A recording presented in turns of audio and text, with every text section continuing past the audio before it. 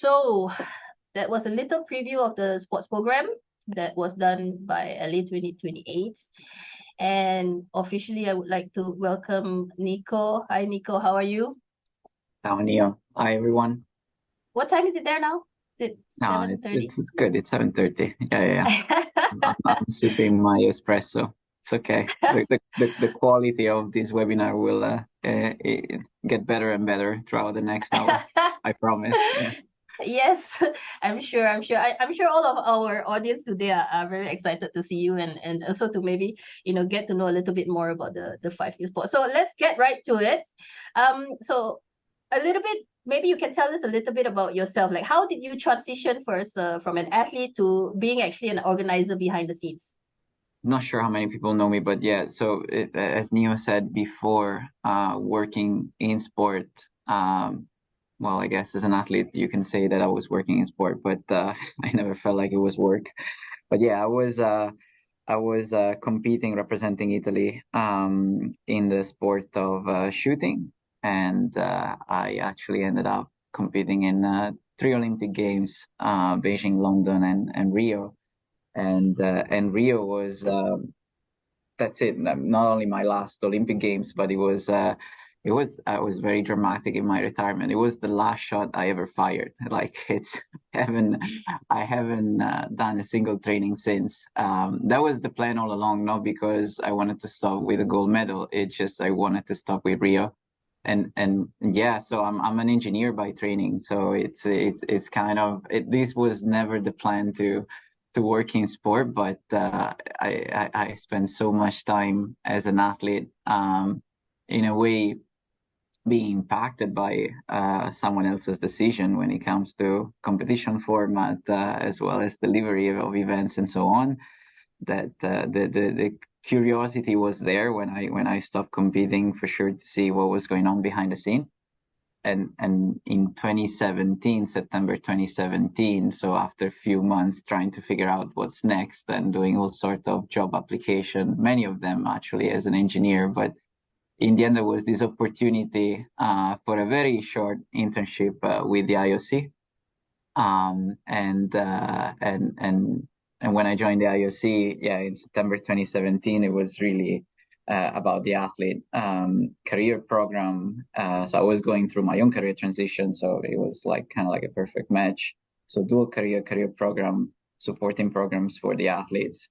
And then one thing led to another, and I believe Neo, you met me, a few months later in Pyeongchang, and I got involved into this very complex but very very interesting and ultimately very very impactful for all the athletes involved in such a project. The Olympic athletes from Russia delegation that competed in Pyeongchang.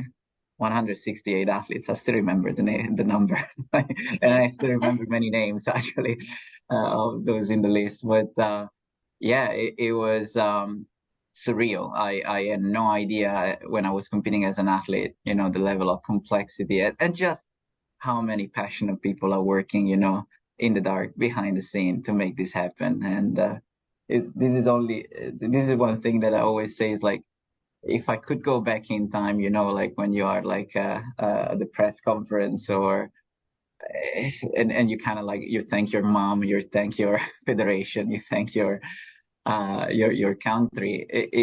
If I could go back and thank the organizers, because as an athlete, you really don't quite appreciate that they make such a huge difference. I mean, this is and I think this would resonate with a lot of people in this call. It's pulling crazy hours and just making happen because it's the right thing to do, right? It's at some point it's just this very passionate intrinsic motivation that event and that service has to be delivered in the best way possible for the athletes. So again, I have the opportunity now. So thank you for the organizers and thank you for all of you guys, because you're making a huge difference in a lot of people's life.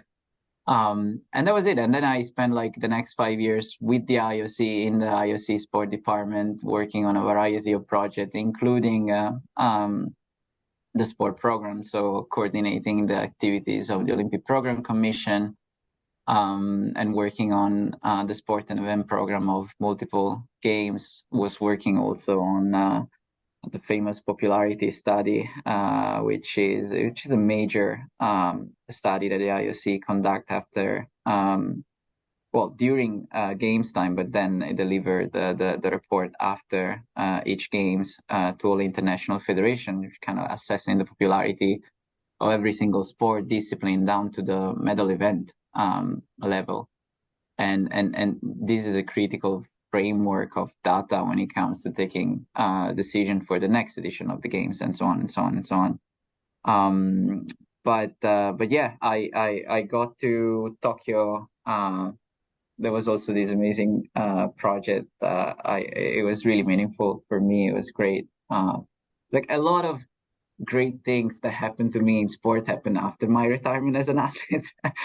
So I had the opportunity to coach few refugee athletes. That was amazing. So Tokyo, yes, I wasn't competing, but I was in a shitty range, and I was coaching Madi and Luna, these two refugee athletes that I coached and ended up competing at the Tokyo Games. And after Tokyo, it was time to take a new challenge, and December 21, I left the IOC not knowing what was going to happen next. I was that naive that it's time to take some time off and travel the world a little bit and read more books and so on. And it didn't last very long because a few months later had the opportunity to go through the interview process for the sport director role of LA. I wasn't sure exactly, what were my chances, because as you guys know, when it comes to these specific roles, usually it's someone from the host country. But yeah, went through the process and with a lot of surprise got the offer, and it was that was it. I mean, I couldn't say no. LA28 is a very, very unique organizing committee with a very unique framework. As you guys know, there is no governmental body next to the OCOG ready to jump in to cover any additional expenses going over budget. It's a fully private type of games, and that comes with challenges, but lots of opportunities.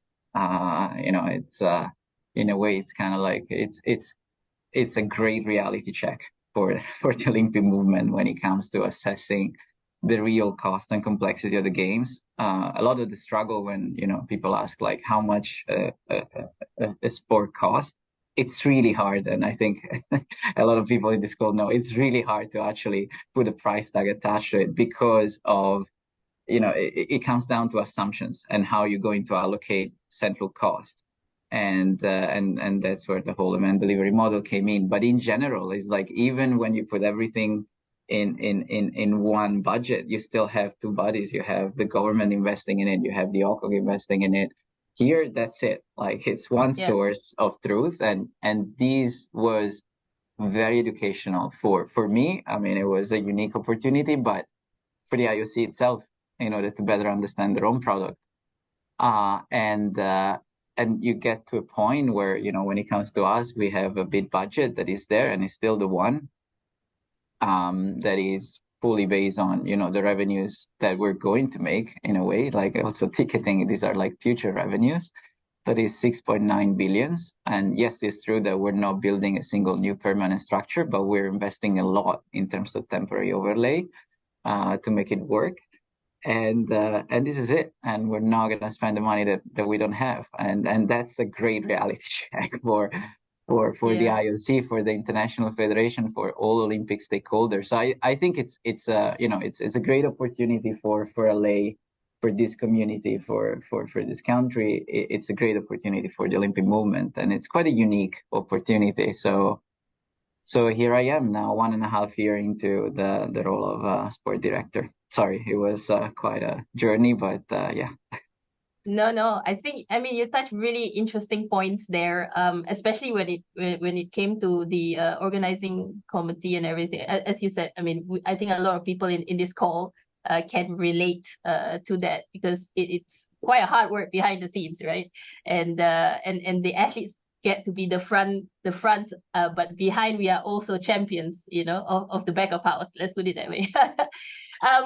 So when you joined LA28 as sport director, was the first task that you had, that they threw you in, was to talk about the new sports or the program that they wanted to bring forward? Yeah, in a way, it was a very smooth transition because basically, I think in December 2021, my last IOC executive board meeting, I was working on the decision paper for a new initial sport program, right? For the first time ever in a very long time, the IOC decided, in very close consultation with LA28, to change the composition of the initial sport program, which is a major step, right? With a lot of implications. Like, you have an OCD contract that is based on a very specific framework. If you change that framework, that takes a lot of coordination and all the parties to be aligned on who's going to take responsibility of different tasks and different costs. So skateboarding, surfing, and sport climbing being a couple sport of Tokyo and Paris, where and recognizing absolutely values these three sports already based on the performance of Tokyo, were assessed for inclusion in the initial sport program. At the same time, there were three international federations that have very different type of struggles, but they did have struggles when it comes to the credibility of the sport. One more related to anti-doping, and then you had weightlifting. One more related to governance and judging and refereeing, which was boxing. And one because the format had changed in a way so profound that was just simply a different sport, which is modern pentathlon. And they were not included in the initial sport program of LA, but they were parked as pending sports. So major reshuffle in the composition of the sports. And that was like the last decision that I took. And it was funny because the people that I report to are the people that I was kind of negotiating against when I was in the IOC. Okay. So I guess that my job interview started already a few months before. But like, yeah, it was, we liked each other, and I liked that, it's an organizing committee that will not take no as an answer, even if no is like, but it's written there. It's like, it's written there, but let's discuss why it's written there, and what was the reason why it was written there. What are we trying to accomplish? And let's go back to practical objectives here.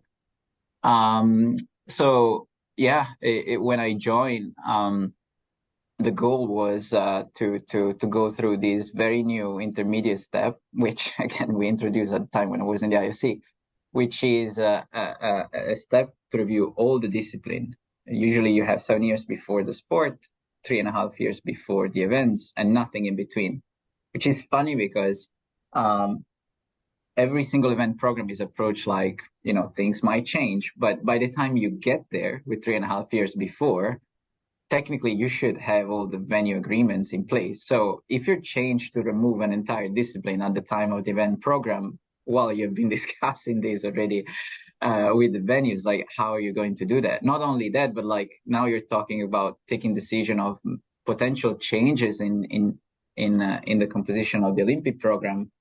Yeah. When the Olympiad already started, right? You're 3.5 years before the next games, and athletes are training, NOC already allocated funding, international federation already has strategy. So we always found ourselves in a situation when I was in the IOC where it's like, it was too late to make a change.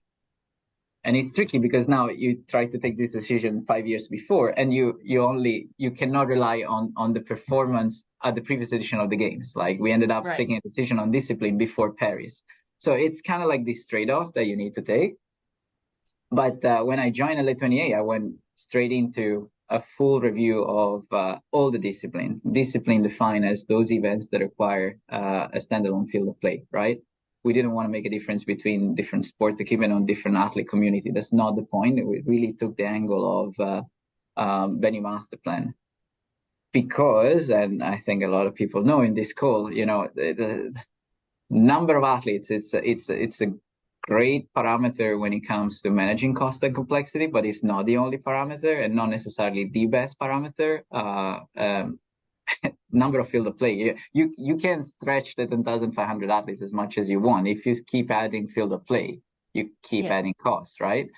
As well as you might go over the 10,500, but if you're looking at the actual scope, what you're going to deliver, it's field of play with the services that come with it in the Olympic context, which is another thing that is unique, right? But this venue doesn't cost this much in the World Championship context. Well, welcome to the Olympic requirements, where you have a certain level of security, a certain level of broadcast services, a certain level of power. You cannot afford power cuts, and so on and so on and so on. So it was interesting because when I went into this side of things, I had an understanding because, of course, that's a super sensitive study and I stay with the IOC. I had an understanding of the popularity side of things of sport and discipline. But one thing that we were always missing, it was the cost and complexity, which is the other side of the coin, right?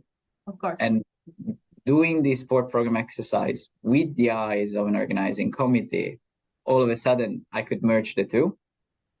And it was, again, as I said, very educational for us and for the IOC. IOC was never in a better position to take important decision on the sport program. And these in parallel with new sports, because that was the other thing. Like, new sports were not competing against Olympic discipline, but of course, as an organizing committee, you're looking at it at the package as a whole. And with the new sport, I went through the Paris OCOG proposal, Milano Cortina OCOG proposal when I was in the IOC. So I had a very also clear vision of how the process could have done, differently. And nobody is perfect, but kind of like the only thing we can do is learning from, in the best case scenario, from someone else's mistakes, and a lot of times from your own mistakes. But so for me, innovation in this case, it wasn't like, let's come up with new sports. No, it was, let's come up with a new process and let's see where this process lead us, right? And we really structure a well-defined process where every single sport was very much in a level playing field, because you can imagine you have, the cricket, the ICC of the world, which is, kind of like you're in the range of FIFA when it comes to financial means. And then you have the new IF, pending recognition, kind of like the flag football, right? It was in their own process. And we needed to be fair. So everybody was had the same opportunity to engage with us. It was a 1 hour Zoom call plus 1 hour Q&A. Everybody had the chance to to receive an observation at a major event.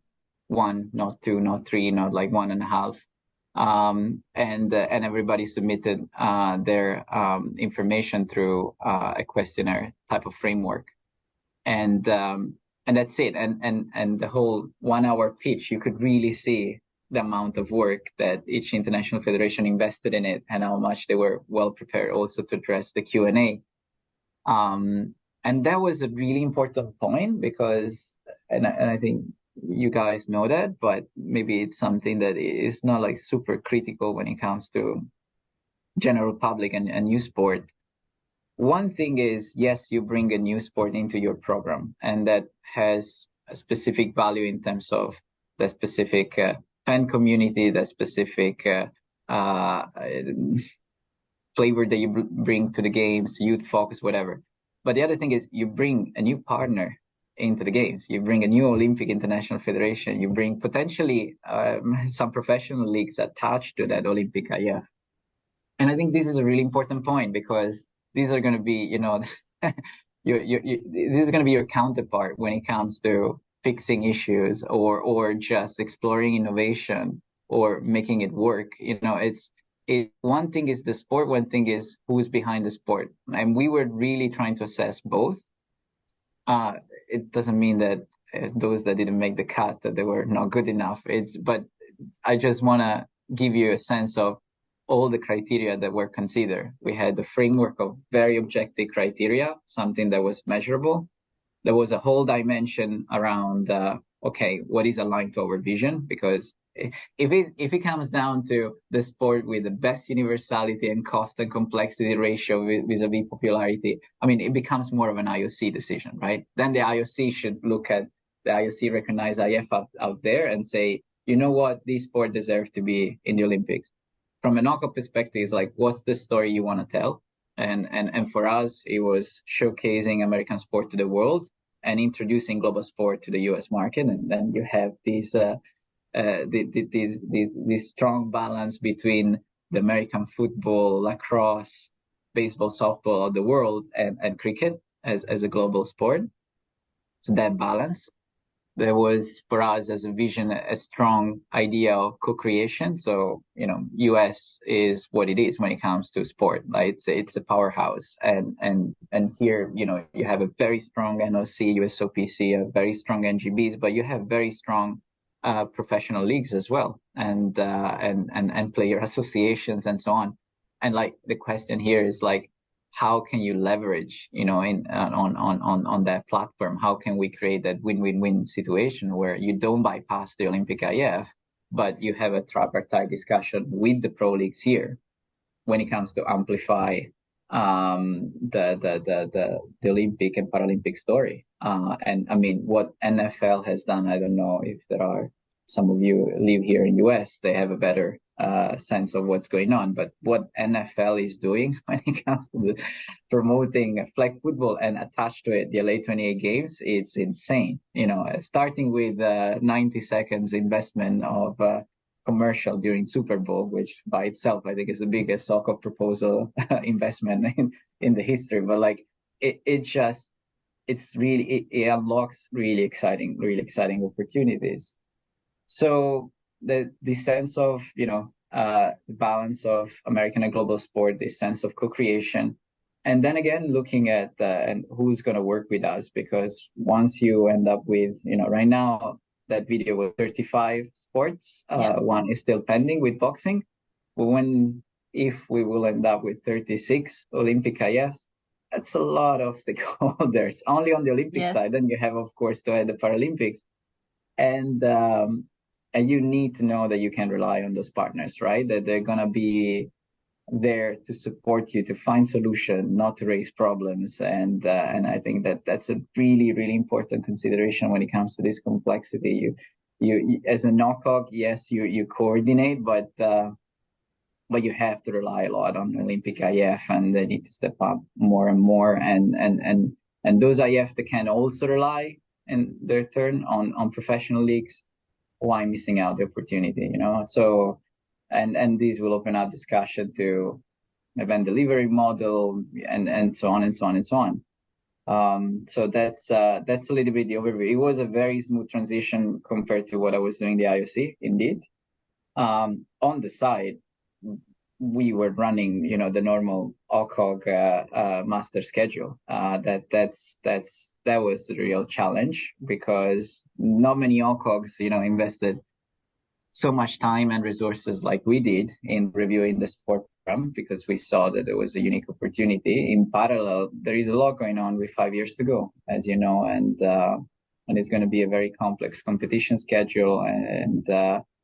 And now that the sport program is behind us, there is still one step, which is new Paralympic sports. We're very excited about it. I think it's going to be, for the first time, Nicco will potentially make a proposal of an additional Paralympic sport. And here the choice is between paraclimbing and parasurfing. And we run a very similar process structure, the way I explained it before, for Olympic sports. So for that one, we're looking more at beginning of next year, and yes, and then it's time to plan for these 36 sports. Yeah, but 36 sports compared to the original 28. That is 8 additional if we look at it.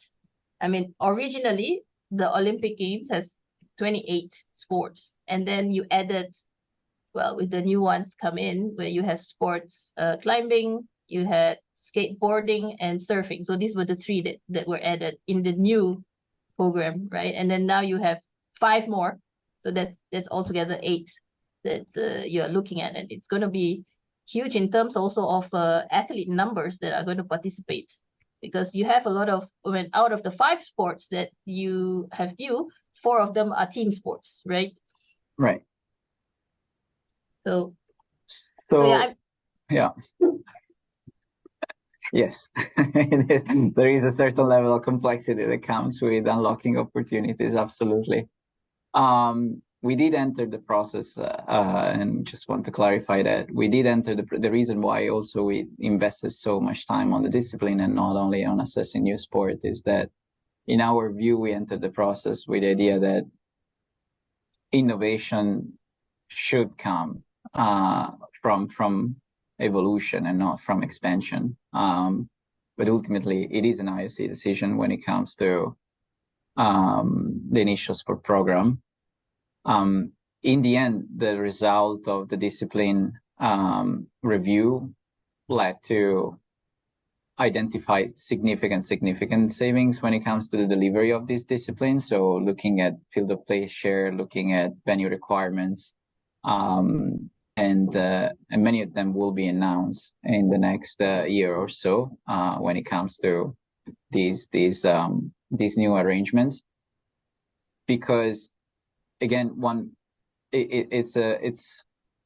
it's inevitable, but it is very simplistic to look at a sport program and count number of IFs. What you do, and again, what you should be counting is field of play and venues. So when you look at discipline, is it a field of play share? Yes or no, right? It's a completely new ballpark estimate when it comes to a standalone venue on its own and so forth. So when it comes to the new sport, a key assessment was for each of the sport to be cost neutral, if not actually in the positive side of things. So that was a critical consideration for the inclusion. And there you're looking at, in many cases, for sure existing venues, but in many cases it will be a venue share. So I think that's an important point when it comes to the overall cost. Complexity is there, 100%. And some of this complexity will come, of course, from the overall total athlete quota. The position that we took right now with the IOC is that we're aiming at a total athlete quota that is going to be lower than Tokyo. Mm-hmm. So you're still, and with Tokyo was similar, right? You had these 5 additional sport. One of that was a team sport. Yes. Again, baseball, softball. So the position is that the athlete quota will be lower than Tokyo. But it's too early to start discussing like specific numbers. But I can't stress this enough. Like the value that these new sports bring to the games will be beneficial for any other sport already in the program. Like again, to have these kind of domestic engagement as well as on a global scale, because with cricket you literally activate an entire subcontinent to the games. Spectators that are not usually hard Olympic fan will start following the games because of their sport is in the program, and the contamination will start. And this is an important consideration because this value will be shared with all the other sport in the initial sport program as well. So that's a critical point. Like these new sport are essential for the games to be relevant in this context of United States. So and globally too. And this is where I think Olympic family, that family part is important, is not necessarily oh, now I'm competing with another sport when it comes to getting, prime time in the competition schedule. It's a win-win-win situation here. Right. And it will take time to build like the optimized competition schedule. But yeah, we definitely see the value. And on the athlete quota side, as you know, we're looking at a decision at the time of the event, the event program decision, which is going to be after Paris, and no later than Q1 2025. So that one is the confirmation of all medal events, as well as athlete quota, as well as competition format. But yeah, we at this point in time, we also want to provide reassurance to the IFs in the program that we're not trying to squeeze 700 additional athletes in the 10,500. It's that was not the point. There will be flexibility, but at the same time, we still need to continue to manage the cost and complexity of the games. Yeah, because you mentioned that, one of the things that is critical, which is different from other OCOGs, is that this is a privately funded in LA. And the amount that you mentioned, 36.9 billion, that's the ceiling. 6.9. 6.9 billion. That's the ceiling that you guys are going for in organizing, plus all these additional sports that we have talked about, right? Okay. Now, that is I the think, ceiling. Yeah. But it's a great exercise when it comes to deprioritize things. It's I know it's a very painful discussion, but it's a super important reality check. And again, we went through this process of the discipline review and so on with our eyes wide open, and it's like, let's innovate, but it doesn't have necessarily to come at the expansion of the overall scope of the games. Now, we got creative. Ultimately, with the IOC, decided not to change the composition of the initial sport program, but looking at, okay, the key cost drivers here. Let's see what we can do when it comes to sharing more field of play. That's looking at some of the requirements. But yeah, so that's, but for sure, again, it's a challenge, but it's a strength. We will not spend the money that we don't have. So it just changes the dynamics with the IFs. It changes the dynamics with the IOC. It's a great way to have a very, very, very open and transparent discussion. And hopefully will leave a good legacy for future games, right? Whether or not they get governmental support, still, if there are tough decisions that needs to be taken, let's take them. Yeah. I think that cost limitation, as you said, it's a key factor in driving things to be innovative, because you need to be creative when you have limited resources, and that's where all the great ideas come out. I'm a little bit wary on the time. Yeah. But I have just one question before we go to the questions that have come up from the audience. Considering as we are talking about innovation, and the next games are in Los Angeles, heart of Hollywood, and we have, I guess, sport presentation can be expected to be bigger. Maybe spectator experience also might be more extravagant. I know it's a little bit early because we also chatted about this to talk about, but what are kind of the innovations that are planned? Even a little bit that we can look forward to in terms of making the sport more attractive, because we know technology is moving so fast. Now we have AI and everything. It is early, but there is the same level of excitement here. It's definitely Hollywood meeting the games, and sport presentation and ceremonies will be, of course, a key opportunity to show off. You go to watch Lakers games here, the show is incredible. Pre-games, during games, the whole experience, right, as a package is unique. you go to a Super Bowl and it's just, blow your mind. So of expertise, it's not easy to get that expertise, right? It always comes with a cost to involve that expertise.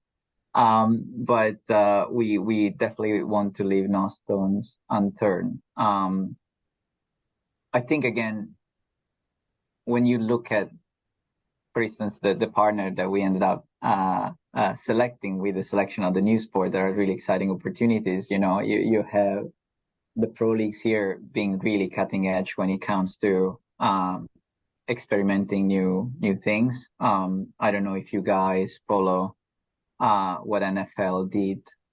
I think it was like 5 weeks ago when they broadcasted the NFL game that was hosted in London, but it was in collaboration with Pixar. And basically, the telecast was entirely animated with the players, like these little Toy Story avatars of football players. The whole game was happening in Andy's room, for those that know Toy Story. And with the avatars, with the players' movements in sync with what was happening in real time on the field. So you could watch the game, on whatever was it, NBC or linear TV, and then on Disney Plus, you can watch the streaming exactly the same game with exactly the same things happening, but in kind of like Toy Story mode, with amazing commentators and everything. And it was happening like in the morning. Here was 7 a.m., so it was 10 a.m. East Coast time. And I don't know how many kids, woke up their parents to watch an NFL game, and they can't wait to see it again. Yeah. So like when it comes to really thinking creatively, we always say youth focused sport, but it really comes down how you deliver this sport, right? You don't just, include the skateboarding of the world and it's like, yeah, they will come. It's really about telling the story and finding super creative ways to do it and investing in it, because I'm sure it wasn't like a turnkey solution. Oh, let's do it. Let's try it. It just how you deliver these ideas, these creative ideas, makes a huge difference. So we're really excited in terms of, the kind of partners that we have, the expertise that they have, the knowledge that they have. And yeah, when it comes to the sports strategy, we will be looking at this ecosystem of experts here in US. Because yeah, it would be crazy not to. So yeah, no, really exciting stuff. Yeah, it sounds very exciting. I mean, I think if I had a kid and the NFL game is in animated cartoons, for sure, all kids, my kid will definitely want to watch as well. So we can have like two TVs, one TV for the kids and one TV, for the adults with the real people happening. That'll be really fun. The parents were watching the Toy Story thing. I was in contact with a few colleagues and I have a few friends consulting from Deloitte with kids like in the 2-3 years old range. And I just watched the whole thing, and it was a great, like, father and daughter time, 3 hours That's together. awesome. They're like explaining the rules of the game, and they can't wait to watch it again. And it's just they're smart. Like NFL is really, really great at doing these things. But yeah, we'll see. I mean, you have the artificial intelligence angle that nowadays is a buzzword in the Olympic movement, as you could have perceived from the last IOC session. You have FIG always kind of like taking the lead there, trying to include artificial intelligence to increase the objectivity of the judging in artistic gymnastic. It sounds like we're talking about future, about artificial intelligence assessing athletes performance.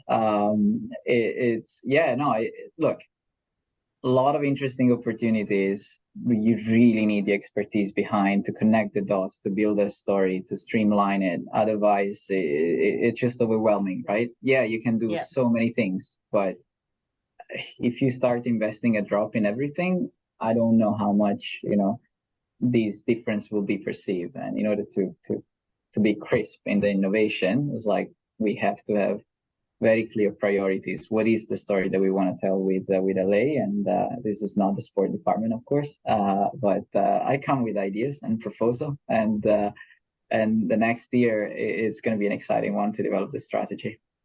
Yeah, I'm sure. And you are at the forefront of it, being the head, the sport director there. Okay. So I think let's take some questions from the floor. So we have one question from Michael Thomas. Hello, Nicco. Thank you for the presentation. My question is regarding lacrosse. Are there any details regarding the inclusion of the nations of the Haudenosaunee Confederacy if their team is not able to participate as an official nation during LA28? It presents a unique situation. How many IOC colleagues we have in this call? Some, I think. Maybe one or two.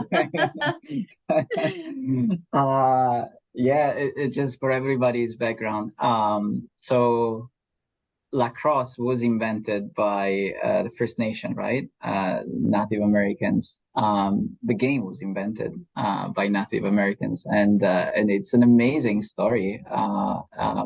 It's really rooted to the history of America. And with this in mind, the Haudenosaunee, which is this tribe, you never know like the exact word, and depending if it's your US and Canada, you have to use different words, but like please, be be understanding. But yeah, there is this specific group of Native American that is called the Haudenosaunee, that were the one invented the games, that are recognized by the International Federation as a member federation itself. So, and they're really good, actually. They're like top 5 in the world. At the last World Games in Birmingham, Alabama, the Haudenosaunee team play against the US team, against the Canadian team. So they play as a member federation. Now, this is not a unique situation in terms of having a discrepancy between the member federation of a sport and the framework of the 206 NOCs. You have Greenland in some cases, and then you have Denmark, of course, when it comes to the Olympic Games and so on. So this is just for everybody's context. It is a very, very tricky subject, because, as you can imagine, it's the story itself is amazing, but coming from the IOC, you're always thinking about what's the ripple effect. If we take this decision in isolation, what is the precedent that we're setting here? But I think the discussion has started to understand what are the opportunities. And the discussion started, of course, before including also the sport of lacrosse. But the discussion has started how we can ensure the pathway, because you want to be inclusive. We're talking about top players of the game. So, if it's going to be, there are many ways to do that. There are many ways to show a moment of recognition to them, to the sport, to the origin of the sport. But I think it's this point in time where you don't want to rush any decision. We have time to assess pros and cons and complexity. But at this point in time, if you ask the IOC, it's clear. It's you read the Olympic Charter, there are 206 NOCs, and that's the framework, period. So that's the starting point. And after that, we will see where the discussion goes. But it's for a non-American, I found it extremely fascinating to learn more about this story, and I think in one way or another, people will familiarize through lacrosse to this story, to the origin of the sport, and ultimately this link with the First Nation. Nice. Don't have an answer yet, but definitely working on it. So, Michael, stay tuned to the news. I'm sure there are if anything happens, I'm sure it will be published. A second question came from Derek. Derek says, thank you for your time today. With the athlete village at UCLA and there being multiple competition venues and multiple competition classes, how closely are you working with the transport team to manage for some lengthy shuttle rides for athletes to their venues? Yeah, the LA traffic is famous, right? It's yeah, I'm zigzagging with my Fiat 500. I'm doing okay, but it is when you move to anywhere, you need to know when you're moving, and then you can guess what is going to be the commuting time. Look, there will be the concept is to have Olympic lanes. This was presented at the time of the bid as well. So there will be Olympic lanes, which will change everything because like if you go to Long Beach, if you move in the middle of the day rather than in rush hours, so that's a completely different experience. So working very closely with transportation, of course, but you're looking at 5-6 sport park, and all of them with the Olympic lane are absolutely within the 1 hour commuting, but more like kind of like 45 minutes range. You will have some standalone venues that are right on the edge, but I think also on that one, stay tuned because the venue master plan at the time of the bid was done in 2016, as you know. Since 2016, there are new venues, there are new opportunities. The last few years, there has been a lot of discussion how we can take a great venue master plan and make it even better. So the whole point of moving the discipline decision earlier, it would enable us to make that decision on venue master plan, not after the event program, but next year. So there will be some optimization, and some of the key consideration indeed is absolutely transport commuting, because that's a key component of the athlete's experience. So looking at an updated venue master plan to be released at some point next year, and yeah, working with transport and getting to know LA more and more. Yeah. Derek is a good friend. He also comes from America, and he always says the games start with transport and ends with transport. So if transport fails, the games fail. So it's very important. Okay, we have time for one more question, and then we'll go for a close. Hi Nicco, and this comes from Kanaf. Hi Nicco, thank you for sharing your journey. With cricket, it is a big sport in terms of popularity and revenue, but only in a certain region of the globe. How much is it a challenge? How much is it challenged, and who takes the important decision on the discipline to be played and countries that participate between IOC, ICC, and LA28 OCOG? So I think the challenge and who takes the important decisions. Important decision in terms of which country will play? Well, his question is more, I think because cricket is a big one in India. It brings in the biggest spectators and followers, right? So right. Who takes the important decision in terms of the running of I think the sport itself? That's my understanding from the question. Correct me if I'm wrong, Kanaf. Maybe you can type it again in chat.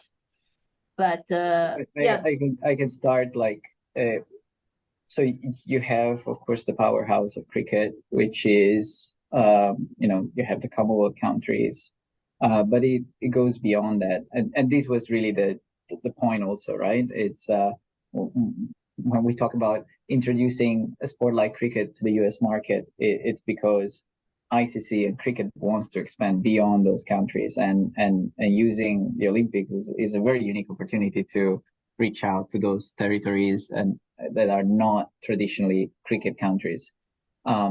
US itself, they started a new professional league, MLC, Major League Cricket, this year, and next year they're going to have the T20 World Cup here in US and the Caribbeans. So there is, absolutely a vision from the cricket world to approach more and more countries. Now, of course, if you have a tournament with India or without India, that's a major change, right? In terms of the potential viewership and popularity of that tournament. At the end of the day, though, everybody has to go through a qualification process, and that qualification process will be set by ICC and the IOC together at the time of the qualification system. So you have different options there. Either you have qualification tournaments, or you rely on the ranking, or you do an hybrid. But the most important thing is that, as we all know, is that every single member federation has a chance to qualify, and has more than one chance to qualify. So it becomes an IOC and ICC decision, qualification system probably to be discussed and defined in 2025. I want to believe, principle probably next year, and then the sport specific QS in 2025. And for the cricket one, yeah, it is an important one, for sure. But yeah, no, it's, look, to announce the inclusion of cricket and an IOC session in Mumbai, that was amazing. Oh, yes. It was just incredible. And there was this quote during the presentation where I wanted to show kind of like the digital engagement of cricket, right? And I think at some point there was this super famous cricket players, Virat, that is like, take my friend Virat here. He has more followers than Tiger Woods, Tom Brady, and LeBron James combined.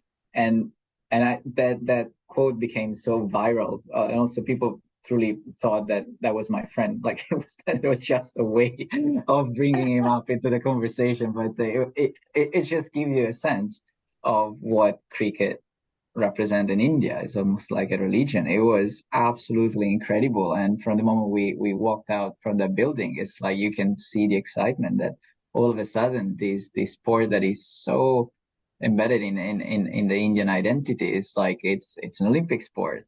And when it comes to India and the Olympics, amazing opportunities there, of course.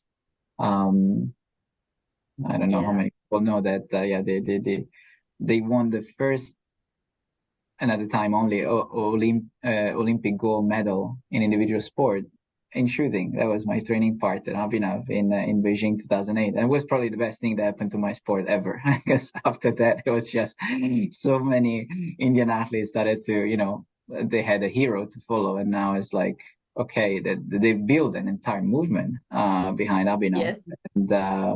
And now you had, a javelin thrower winning the gold medal in Tokyo, and more and more and more. But it's a huge country, lots of potential, absolutely. So we're very excited about that. Yeah, I'm sure. He just came back and say it's about the discipline, basically, whether it's T20 or is it the 50 it's T20 over. It's confirmed. There you go. Okay, sorry. Yeah, the competition format is going to be T20. It's confirmed. Yeah. Okay, cool. We are actually a little bit over, but just last to close this session, maybe a short sentence from you. Basically, what is the biggest challenge that you see in the next years for you in LA28 as the sport director? The biggest one. I think the biggest challenge is the biggest opportunity, which is how you deliver the biggest sport program ever with less resources than ever. That's the challenge. That's the challenge. And you got to stay extremely financially responsible and slim in terms of headcount and in terms of budget, and still deliver, the bigger event in the world just got bigger. So yes, that's the challenge. And I think it's a unique opportunity, though. We're going to have to get creative. If we deliver things the way we're used to, we know exactly where we're going to end up. So it's not like an invite to be creative. It's an obligation. So that's going to be fun. that's definitely something that we all can relate to. So thank you very much, Nicco. This session was definitely informative and I think very enlightening to many of our listeners today. So we wish you all the best in LA 2028. Maybe you'll see some of us there in LA 2028 as well. But thank you once again. I hope you get a second cup of espresso before you go into the office today. But thank you very much.